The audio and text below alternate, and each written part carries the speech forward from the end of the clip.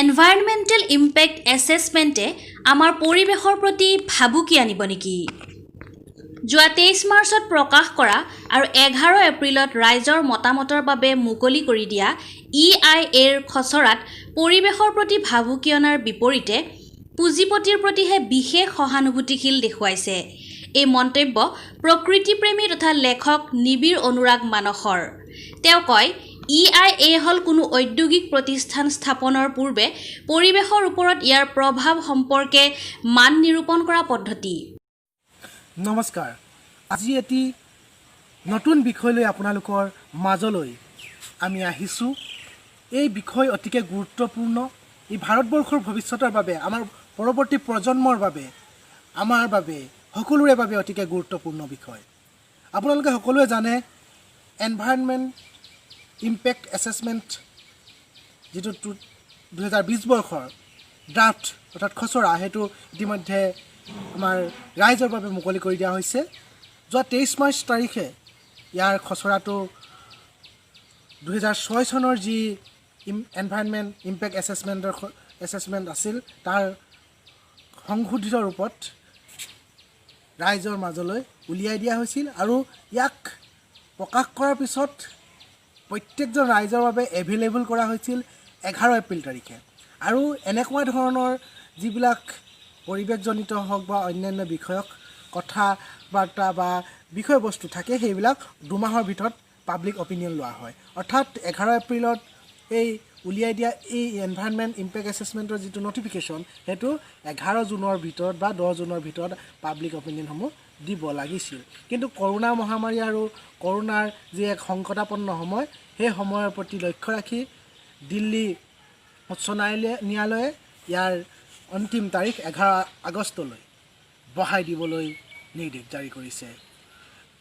এই environment impact এছেছমেণ্টৰ যিটো 2020 draft, সেইটো 2006 চনৰ তুলনাত অতিকে শিথিল, যাৰ ফলত প্ৰকৃতিৰ ওপৰত সাংঘাতিক ধৰণৰ প্ৰভাৱ পৰিব। 1972 চনত যেতিয়া ভাৰতবৰ্ষই ষ্টকহোমত পৰিৱেশ সংৰক্ষণৰ বাবে স্বাক্ষৰ প্ৰদান কৰিছিল, তাৰ পিছতে ভাৰতবৰ্ষত পৰিৱেশ সুৰক্ষাৰ বাবে বিভিন্ন ধৰণৰ আইন প্ৰস্তুত কৰা হয়। তাৰে দুখন গুৰুত্বপূৰ্ণ আইন আছিল পানী আৰু বায়ু প্ৰদূষণ নিয়ন্ত্ৰণ আইন। সেই আইন দুখন ক্ৰমে 1974 আৰু 1981 চনত জাৰি কৰা হৈছিল। আৰু তাৰ পিছতো যেতিয়া ভূপাল গেছ দুৰ্ঘটনা সংঘটিত হয়, তেতিয়া সকলোৱে এই কথা ভাবিবলৈ বাধ্য হ'ল যে কেৱল আইনৰ জৰিয়তে প্ৰদূষণ ৰোধ কৰাটো সম্ভৱ নহয়। ফলস্বৰূপে 1986 চনত পৰিৱেশ সুৰক্ষা আইন প্ৰস্তুত কৰাৰ লগতে 1994 চনত এনভাইৰনমেণ্ট ইম্পেক্ট এছেছমেণ্টৰ প্ৰথমবাৰৰ বাবে এনভাইৰনমেণ্ট ইম্পেক্ট এছেছমেণ্টৰ কাৰ্যাৱলী প্ৰণয়ন কৰা হয় আৰু 2006 চনত ইয়াক পুনৰ সংশোধন কৰা হয়।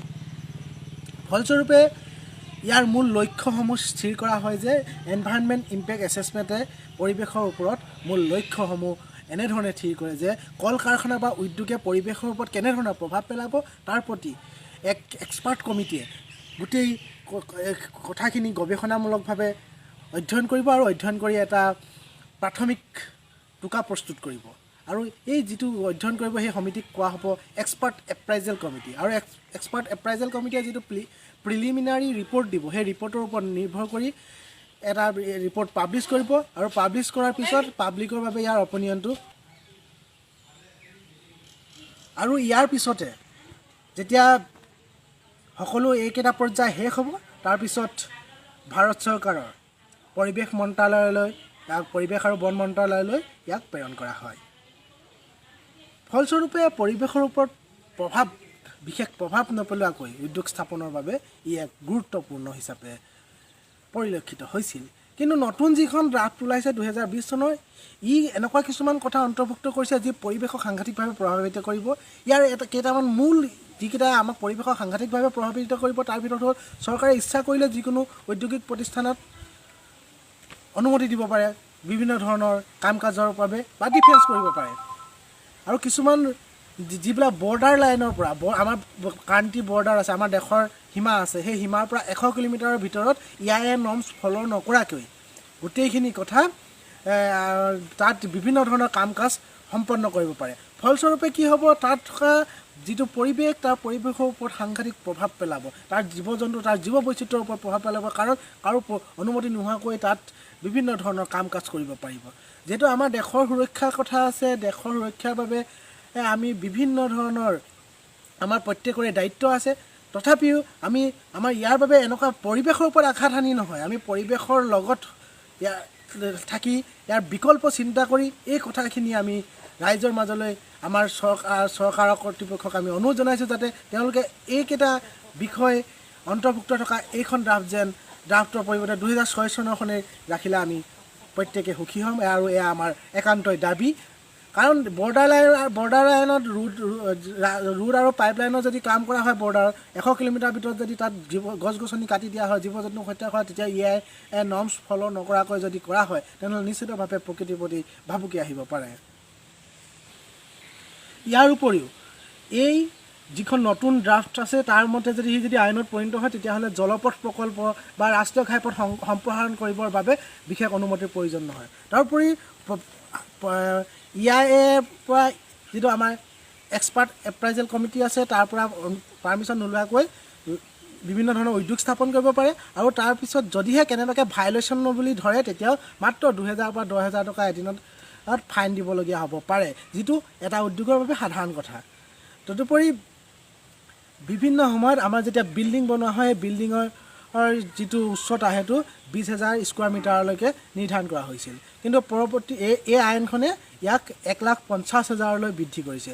ফলস্বৰূপে ই পৰিৱেশৰ ওপৰত প্ৰভাৱ পেলাব।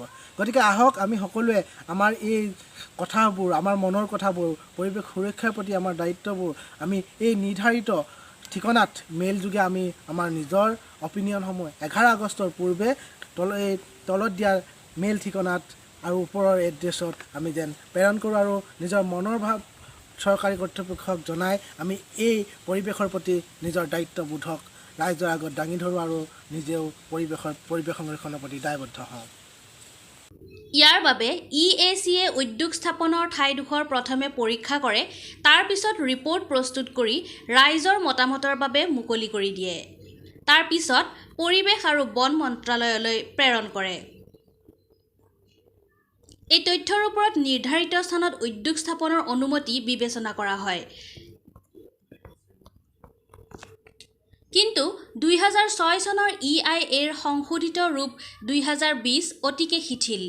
সীমান্তৰ পৰা 100 কিলোমিটাৰৰ ভিতৰত নৰ্মছ অনুসৰণ নকৰাকৈ যিকোনো কাম সম্পন্ন কৰিব পাৰিব।